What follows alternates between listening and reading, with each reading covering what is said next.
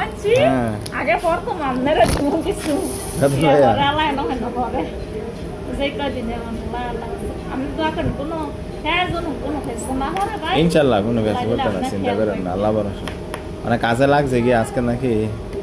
লাগছে 2-3 দিন ধরে আর বোনের জামাই লাগাইছে হ্যাঁ সব করতেছে একটা হেল্লার নিয়ে হচ্ছে দিছে।